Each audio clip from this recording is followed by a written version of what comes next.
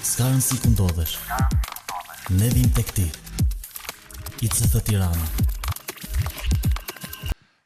Shikoj që edhe nëse mbaroj festimin tani në këtë moment, do të ishim plot me gëzim, plot me ushqim për javën, plot me inkurajime, por kemi edhe pak. Kështu jemi në serin psalmet e verës, edhe ftesa që ndjeva kur unë isha duke i përgatitur, vjen nga Isaia 55 që thot: O ju të gjithë që keni etje, eja tek ujë, ejani dhe pini. Edhe shpresoj që keni etje, shpresoj që jeni gati edhe të pini pak më shumë. Zoti ka një banket për ne sot. Edhe jemi pak më vonë, dhe më thënë jemi vonuar një qik, zakonisht nuk fillojmë predikimin në këtë kohë, por do përpiqem të ndaj atë që kam në zemër, jo të zgjash shumë, por hapni zemrat për atë që Zoti ka për ne sot. Unë dua të filloj me një pyetje ose një kërkesë. Shikoni për rreth. Tani jo me kështu, por mendo për botën rreth teje. Ne jetojmë në një botë që është larguar nga urtësia dhe larguar nga plani i Perëndis. Bota është plot me luftra, plot me probleme, plot me tragjedi dhe pa kënaqësi, plot me egoizëm, plot me xhelozi. Edhe mund të jetë shumë dekureuese për ne shpeshherë. Në fakt është shumë shqetësuese situata në të cilën jetojmë sot. Por mendoj që psalmi që kemi ne është tamam për ne në situatën që kemi. Do të flas nga psalmi 37, edhe do dalin vargjet pak nga pak. Do të ndajmë 8 vargjet e parë. Është shkruar nga mbreti David për të përgjigjur një pyetje që ka shqetësuar popullin e Perëndis që nga fillimi i historisë. Edhe pyetja është kjo: pse njerëzit e ligë, njerëzit e këqij, duket se lulëzojnë, ndërsa ata që ndjekin Perëndin shpesh herë vuajnë? E keni bërë këtë pyetje në zemrën tënde? Duket sikur ata që janë më të këqij kanë më shumë gjëra, kanë më shumë sukses në jetë. Ndonjëherë duket ashtu, gjëra duken të padrejta. Por Davidi e shkroi psalmin për të inkurajuar besimtarët të besojnë tek drejtësia e Perëndis, të besojnë që ai është besnik, edhe këto gjëra të padrejt do të rregullohen. Por le të fillojmë me 2 vargje të para. Tek psalmi 37, vargjet 1 dhe 2, thot: mos u dëshpëro për shkak të njerëzve të këqij. Mos ki smir ata që veprojnë me ligësi, sepse ata shpejt do të kositen si bari dhe do të thahen si bari blert. Një paralajmërim për disa, por një udhëzim për ne të gjithë. Mos u dëshpëro, mos u mërzit. Mund të themi, mirë, bukur, por në fakt nuk është aq e lehtë. Nëse fëmijët e mi ishin duke qarë, thash, mos u mërzit, mos u këqaj. A morën një ngushëllim nga këtë, nga babi? Ndoshta thanë jo, por nuk zgjedh problemin tim, por Davidi thot, mos u mërzit, mos u dëshpëro. Ai jep një shpresë në këtë varg, në këto vargje të para. Perëndia është i gjithfuqishëm, Perëndia është i drejtë, edhe drejtësia do të vi. Edhe në fillim dua të drejtojmë syt tek Jezusi, në fakt. Davidi, edhe pse nuk thot Jezusi këtu, ai flet për një ditë kur do të vinte drejtësia, do të vinte shpëtimtari, Jezusin. Edhe dua të filloj duke fokusuar tek Jezusi vetë, sepse ai është mbreti. Edhe Perëndia është i gjithfuqishëm. Perëndia është i mirë. Perëndia është i urtë dhe i drejtë dhe plot me dëmshuri. Ne mund të vendosim syt tek rrethanet tona, por është më mirë për ne të vendosim syt tek Perëndia. Ai sheh gjithçka. dhe premton që një ditë do të vendosë drejtësi dhe do të rregullojë çdo gjë. Dhe nuk janë vetëm fjalë. Ai ka vërtetuar këtë në lindjen, në jetën, në vdekjen, në ringjalljen e Jezu Krishtit. Ne kemi besim, sepse kemi besim tek ai që është i ringjallur, ai që është mbret mi mbretër, Jezusin vetë. Prandaj ne mund të besojmë atij, prandaj mund të besojmë këtë fjalë nga Davidi. Kjo më kujton diçka që ndodhi para shumë vjetësh. Hera parë kur erdha në Shqipëri, kishim kaluar një kohë të gjatë duke përgatitur për ardhin tonë. Kishim bërë gjitha përgatitjet, kishim parë Zotit që bënte shumë mrekulli për të marrë vizat, për të marrë lekët, për këtë udhëtim, për të siguruar makinat, shumë gjëra të ndryshme që ishin jashtë kontrollit tonë, ose nuk ishim aq të fuqishëm të rregullojmë gjithçka. Edhe ne pam që Zoti po konfirmonte gjëra për të shkuar në Shqipëri, vendi më i errët në botë për një kohë. Vendi ateist, vendi që nuk ishte e lejuar që të predikojnë ungjillin për një brez të plot. Edhe ne kishim këtë vizion edhe këtë mision për të ardhur në Shqipëri për të treguar njerëzit për Jezusin. Kjo ishte në 92. Edhe gjëra ishin në kulm kur afruam kufirin afër Maqedonisë, tek qaftane, edhe thash, okay, Zot, tani vjen në realiteti. Ne jemi lutur, kemi parë dorën tanë, ne kemi parë dyert e hapura për vizën, për gjithçka. Tani po vim tek kufiri. Çfarë do të gjejmë atje? U lutëm edhe morëm hapin, vajtëm atje. Edhe çfarë gjetëm? Ne gjetëm nga momenti i parë një korrupsion. Ata na mbajtën atje tek kufiri për 4 orë. Ata thanë, do të na bësh një dhuratë? Gjithë këto gjëra që keni në makinë, se kishim makinën plot me ushqime, për ne, që të mos rëndojmë familjet ku do të qëndronim, mund të na bëni një dhuratë. Kjo do të ishte ndihmë për ne, që të kaloni edhe të vazhdoni me punën tuaj. Po, thash, Zot, çfarë do të bëjmë? Kjo nuk është e drejtë, por e vërteta është që ai kishte parë këtë situatë më përpara, ai kishte përgjigjen në dorën e tij. Ne kur u lutëm përpara, tham, Zot, hap dyert për ne, hap rrugën për ne. Edhe kështu e bëri. I vetmi person që punonte atje te kufiri, personi i parë që takova, ishte i krishter. Ai edhe dinte anglisht, ishte i vetmi që ishte i krishter edhe i vetmi që dinte anglisht, edhe ai, mund të them, ai luftoi për ne. Ai bëri një punë të jashtëzakonshme që ne të mund të kalonim kufirin, pa humbur gjithçka që kishim në makinë. Isha shumë i njohës, thash, Zot, si është e mundur që ti vendose këtë njeri? Ai tha, unë në fakt nuk jam trajnuar për këtë punë, unë jam mësues përpara një muaji, unë fillova punë këtu te kufiri. Edhe thash, Zoti të ka vendosur këtu për ne.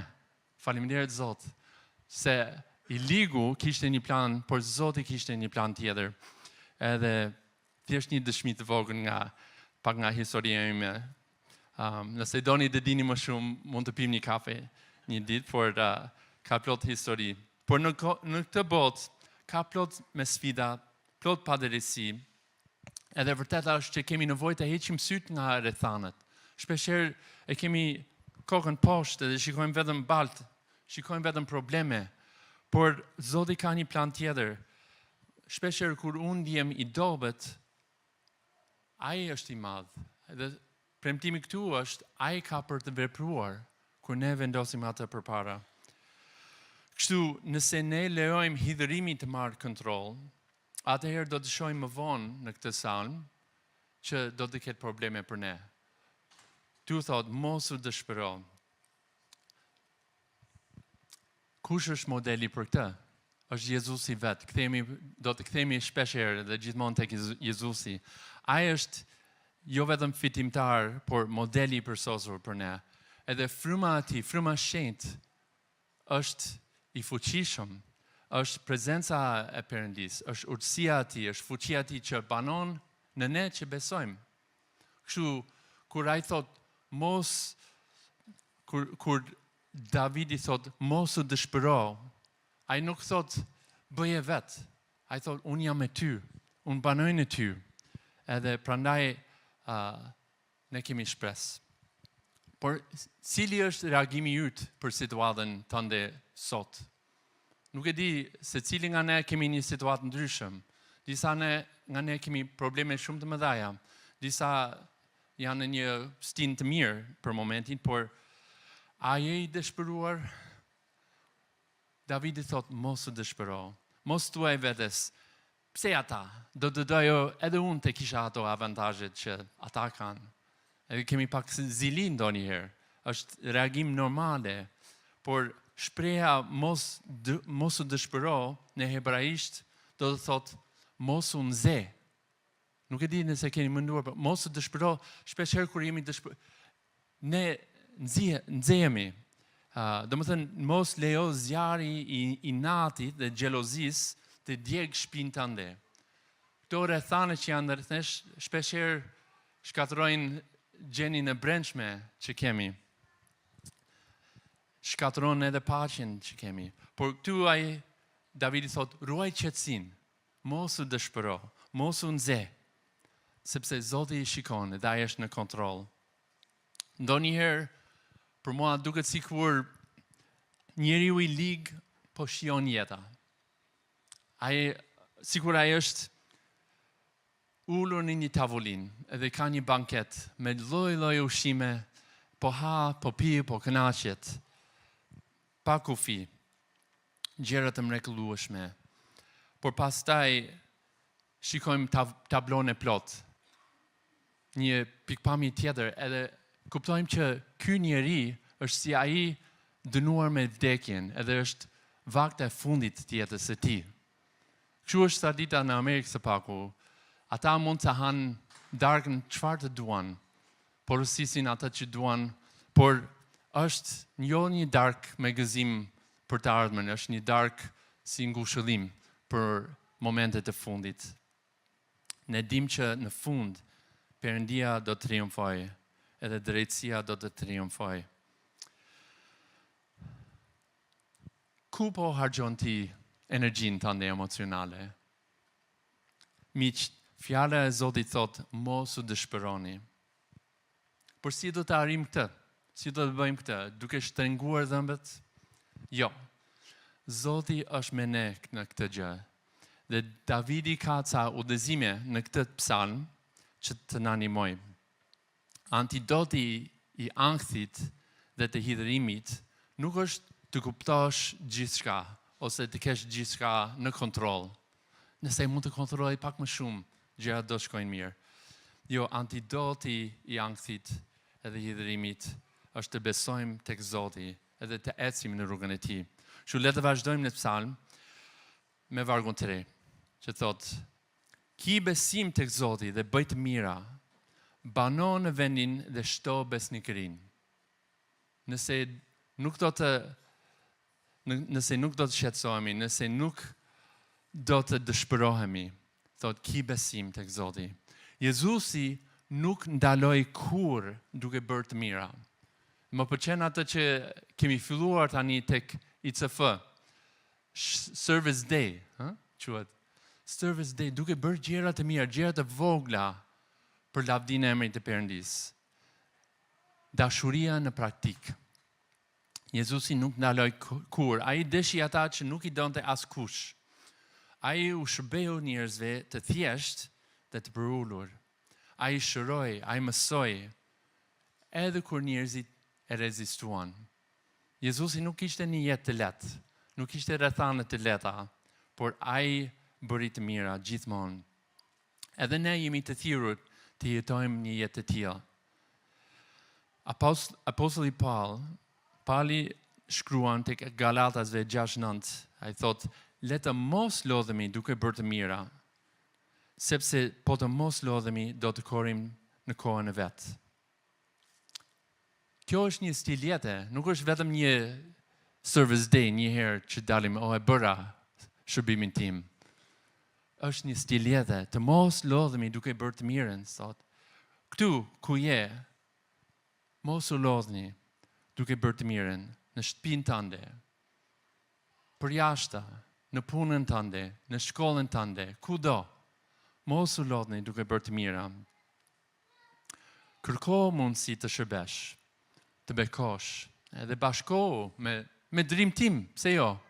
Bashkohu me Service Day, do janë mundësit fantastike në ICF. Por gjej një mënyrë që të shërbesh, gjej një mënyrë që stil jete të kultivohet, që unë jam duke kërkuar për të bërë gjëra të mira. Kam një histori, më pëlqen nga jeta e nusës time, jeta e Juridës. Ne jetojmë në një pallat me 8 kate. Jemi të bekuar që kemi një ascensor, jo keq. Edhe her pas herë kemi privilegjin, do njëherë është një privilegj, do njëherë duket si një dënim, të shkojmë lart me disa nga komshit. Edhe një grua në pallatin tonë, gjithmonë rinte kështu. E hidhuruar, e mërzitur, nuk fliste. Edhe kur të pa, duke ardhur, ajo shpejt shtypi butonin që të shkonte edhe të mbyllte derën sa më shpejt, që mos nuk tha, hajde, jo. Ajo kështu ishte. Edhe kur e shikon atë, të mendon, çfarë grua, më vjen keq, por është shumë pa kulturë, shumë grua keqe. Por Juri dhe tha, jo, unë do të bëj diçka ndryshe. Çdo herë që takoj, do të buzëqesh, do të them, si e ti, do të bëj ca pyetje, edhe do të bekoj. Edhe kështu e bëri çdo herë që e takoj në ascensor, edhe pak nga pak kjo grua ndryshoi. Ajo tha, mirëmëngjesi. Edhe filloi të buzëqeshte. Edhe nuk ishte e mërzitur me ne gjithmonë. Por tha, si e keni fëmijët? Edhe ndryshoi situatën, jo sepse ne kemi thënë, ti nuk je grua mirë dhe nuk je sjellshme dhe pse sjellesh kështu. Jurida e fitoi me gjëra të mira, me vepra të mira, me dashurinë në veprim. Kështu janë gjëra të vogla që mund të bëjnë një ndryshim. Standardi ynë nuk është suksesi sipas botës, por standardi ynë është besnikëria ndaj Perëndis. Ndonjëherë, ndoshta pas hera parë që Jurida buzëqeshi dhe foli me atë gruan, nuk ndryshoi situata. Hera e dytë jo, por pas 10, 15, 20 herë, ajo filloi të zbutej. Edhe kështu është edhe me ne, duhet të vazhdojmë me besnikërinë. Kështu thot edhe në psalm. Tek vargu 4, vazhdojmë, psalmi 37:4, thot, gjej kënaqësinë tënde në Zotin, dhe ai do të plotësojë dëshirat e zemrës sate. Tani, kjo mos bëni gabimin, nuk është një formulë për të manipuluar Zotin. Nëse unë bëj këtë, Zoti duhet të bëj atë për mua. Nuk është ashtu në mbretërinë e Zotit. Por gjej kënaqësinë tënde në Zotin. Kush është modeli për ne në këtë? Prap kthehemi tek Jezusi, patjetër. Jezusi e gjente gëzimin e tij më të madh në njohjen dhe në bindjen ndaj Atit të tij. Edhe ne duhet të zhvendosim shqetësimin edhe smirën me gëzimin e Zotit. Kjo është rruga që do të sjell jetë për ne. Të ushqejmë shpirtin ton me të vërtetën e Zotit. Kjo është një nga sekretet e jetës së krishterë. Ndoshta është më e lehtë të shikojmë poshtë edhe gjithë problemet balti, problemet korrupsioni, kështu gjej kënaqësinë te Zoti. Atëherë do të shikosh që ai do të vendos dëshirat e tij në zemrën tënde, do të ndryshojë zemrën tënde. E mbani mend Pali dhe Silën në Bibël, tek Veprat 16 është një histori e makniqme. Ata ishin duke bërë punën e Zotit, ishin këtu në këtë rajon në Filipi, që është afër me Kavallën në Greqi. Ata ishin duke bërë punën e Zotit, edhe në mënyrë të padrejtë u akuzuan. Njerëzit atje në atë zonë u mërzitën, u akuzuan, u agrisën atyre robat, I rahën dhe I futën në burg. Ata ishin futur në vendin më të thellë në burg atje, edhe nuk ishte një burg e këndshme, ishte më shumë si një shpellë. Edhe kishin, ishin të lidhur atje, me lagështi, errësirë, edhe tek veprat 16 thot, mund të lexojmë se aty nga mesnata pali dhe sila çfarë po bënin? Apo qanin duke bërtitur, Zot, pse nuk na shpëton? Zot, shkatëro armiqtë tanë. Zot, pse neve? Jo, ata ishin duke lavdëruar Perëndin me këngë, duke adhuruar atë, jo vetëm me zë të ulët, por me zë të lartë që të gjithë në burg e dëgjonin atë.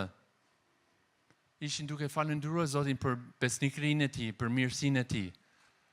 Gjë shumë e çuditshme, kur ata ishin duke bërë një punë të mirë, edhe kaq gjëra të padrejta po ndodheshin në atë moment. Ata gjenin kënaqësinë e tyre tek Zoti. Ata vendosin sytë e tyre, vëmendjen e tyre tek Perëndia, tek premtimet e Tij.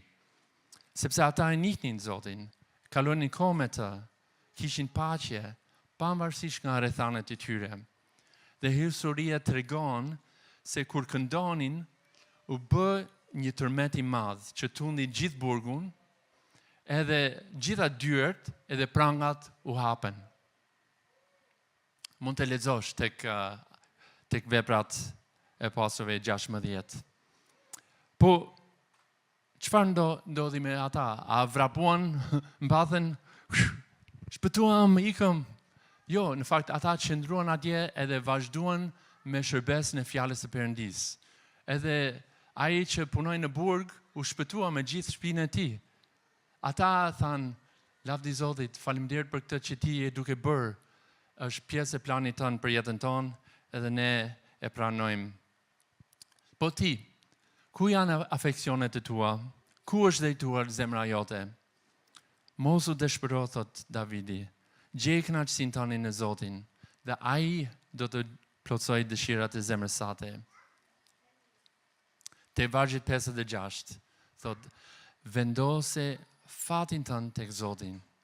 Ki besim tek ai dhe ai ka për të vepruar. Ai do të bëjë që të shkëlqejë drejtësia jote si drita dhe ndershmëria e saj si mesdita. Për mua, kjo flet për një dorëzim total. Një dorëzim, unë dorëzohem totalisht.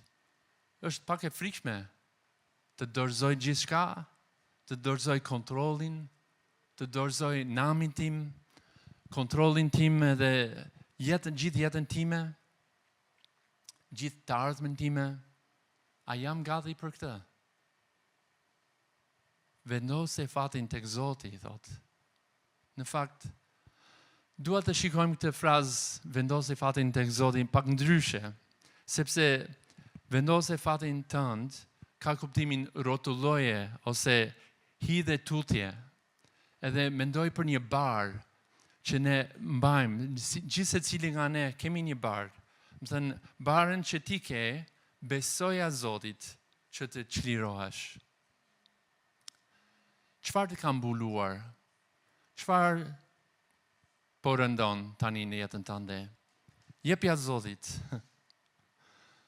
Ndoshta dëshpërimi, hidhërimi, mosfalje, do nuk janë pjesë e jetës së krishterët për cilën jemi thirrur. Jezusi e kuptoi këtë gjë, edhe kur ai ishte afër kryqëzimit. Ai dinte çfarë ishte përpara. Edhe ai tha atit të tij, mos u bëft vullneti im, por vullneti yt. Nuk e di nëse do të isha në gjendje të thosha atë. Por tek Hebrejve 12, thotë që Jezusi, I cili për gëzimin që ishte përpara tij, duroi kryqin, duke e përçmuar fyrjen. Jezusi kuptoi tablon e plot. Ai kuptoi që to padrejtësinë që ndodhin tani do të ketë një fund. Edhe drejtësia do të fitoj. Edhe historia përfundoi me ringjalljen e tij. Ai nuk u shpëtua nga vuajtje, por ai fitoi në fund.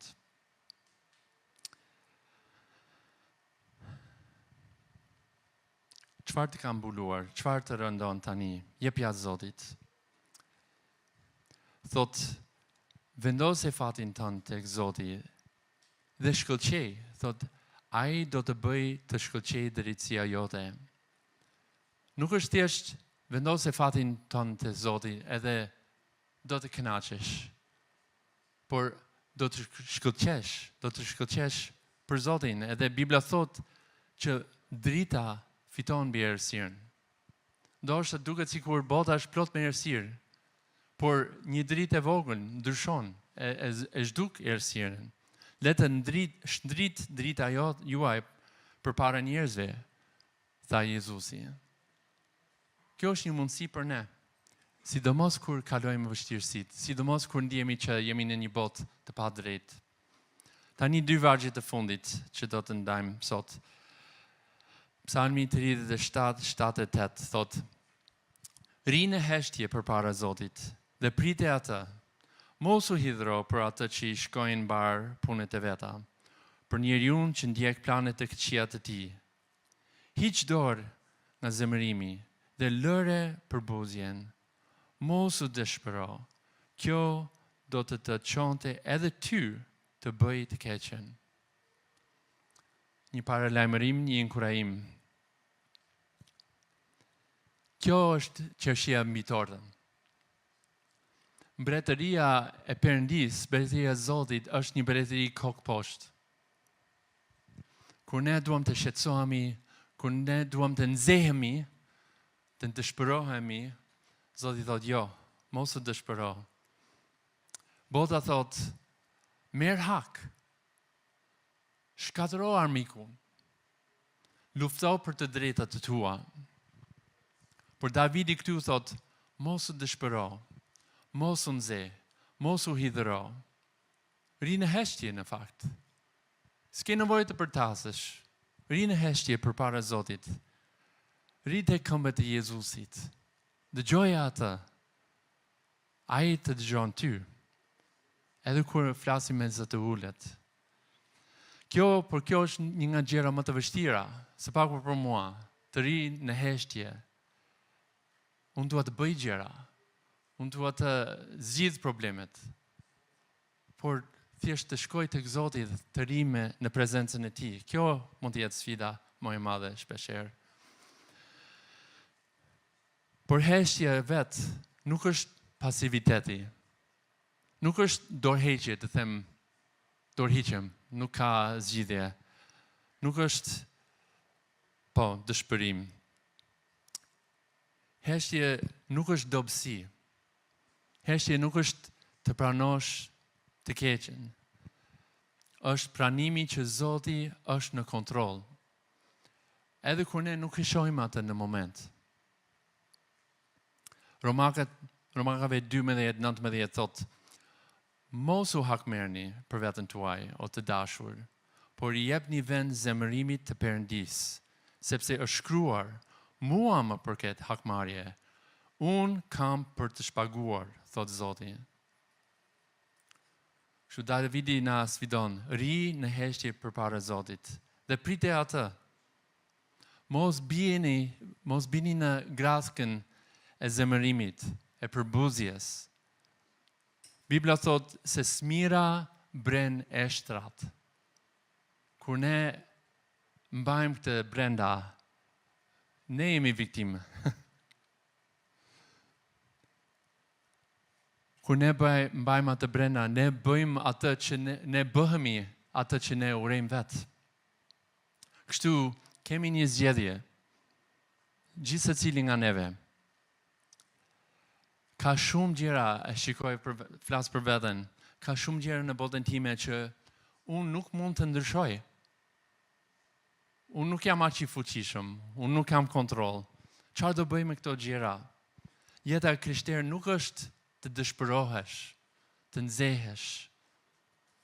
Kjo, siç thot këtu, të çon edhe ty të bësh të keqen. Unë bëm atë person që unë ure, ose unë gjykoj.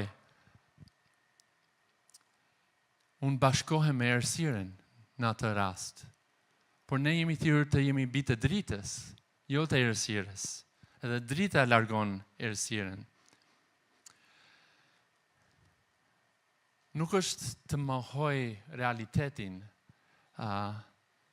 edhe të themi, s'ka gjë, ato problemet nuk ekzistojnë. Lavdi Zotit, haleluja, kaq. Nuk jetojmë ashtu. Por, kur shikojmë botën, jemi thirrur të shikojmë botën përmes lentës së besimit, lentës së prezencës së Perëndis, edhe premtimeve të Tij. Edhe Davidi na mëson këtë, të vrapojmë tek Zoti, të besojmë atë plotësisht, të gjejmë pushim tek Ai, të presim në heshtje. Kur ne përballemi me njerëzit këqin, me padrejtësitë, kjo duhet të na shtyjë të kërkojmë fytyrën e Perëndis. Të kërkojmë prezencën e Tij, urtësinë e Tij, paqen e Tij, dritën e Tij, dashurinë e Tij, drejtësinë e Tij. Atëherë, thot, ai do të veprojë dhe do të bëjë që drita jote do të shkëlqejë. Edhe bota ka nevojë për pak dritë sot. Kështu mos u dëshpëro. Këtë javë, fillo ditën me Zotin. Fillo ditën në fjalën e Tij. Ushqej shpirtin tënd, që kur të dalësh në botë, kur të hapësh lajmin, kur të lexosh këto ngjarje të fundit, nuk do të dëshpërohesh. Fillo ditën me Zotin, vendos sytë e besimit dhe vendos fatin tënd tek Zoti. Ai ka për të vepruar. Le të lutemi. Faleminderit Zot për fjalën tënde. Faleminderit Zot për premtimet e tua. Janë kaq të çmuara, Zot. Faleminderit Zot për urtësinë tënde, që është e vlefshme për ne çdo ditë, në çdo moment. Faleminderit për prezencën tënde. Edhe për modelin tënd, Jezus. Gjithmonë duam të mbajmë ty përpara syve. Të kemi ty, Zot, në qendër të vëmendjes tonë. Faleminderit Frymën e Shenjtë që ti banon në ne. Edhe me ty kemi mundësi të fitojmë mbi botën, mbi padrejtësitë, mbi edhe dobësitë tona dhe mëkatin tonë gjithashtu, Zot. Kemi nevojë për ty çdo ditë. Ne drejtojmë sy tek ti. Dhe them, Zot, na jep atë që ne kemi nevojë për çdo ditë. Ne dorëzohemi përpara teje.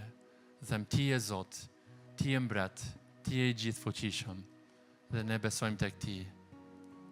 U bë vullnet i yt në jetën time, në jetën tonë, në këtë vend, o Zot. Ti je i mirë dhe ke gjithçka që na duhet, Zot. Na ndihmo, o Zot, të mos të dëshpërohemi, të mos të mërzitemi, të mos të humbasim shpresë, por të vendosim shpresën tonë tek ti. Zot, faleminderit për këtë familje, për familjen e ICF-s, që nuk jemi vetëm në këtë udhëtim. Ti je me ne dhe ne jemi bashkë, si një trup, si një familje, duke ecur me ty, Jezus. Shko përpara ne dhe hap rrugën, që ne të jemi dritë për botën, sot edhe çdo ditë. Na beko që të jemi një bekim. Edhe të bëj punën tënde në zemrat tona, që të bëhemi më shumë si ti, Jezus. Ne të duam ty, o Zot, dhe të falenderojmë ty për gjithçka që ti ke bërë për ne. Ti je jeta jonë, ti je shpëtimi ynë, ti je shpresa jonë, ti je forca jonë. Faleminderit, Jezus. Ne lutemi në emrin tënd. Amen.